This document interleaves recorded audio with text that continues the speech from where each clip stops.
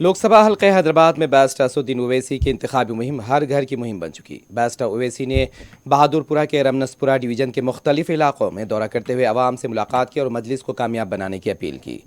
Barrister Owaisi نے موچی colony رمنس پورہ سے اپنے دورے کا آغاز کیا۔ تاڑ بند عاشور خانہ، رائل مشن اسکول، تراب مسجد، فاطمہ مسجد، سات بھائیوں کی درگاہ، املی کا جھاڑ جامع مسجد، رمنس پورہ اور اس کے آس پاس کے علاقوں کا احاطہ کیا۔ صدر مجلس نے ملک کے موجودہ حالات، حیدرآباد کی شناخت، وقار اور فرقہ پرستوں کی سازشوں منصوبوں سے عوام کو واقف کروایا۔ ووٹ کی اہمیت سے متعلق بھی بیرسٹر اویسی نے کہا کہ ہمیں اپنے ووٹ کی طاقت سے فرقہ پرستوں کی سازشوں کو ناکام کرنا ہے۔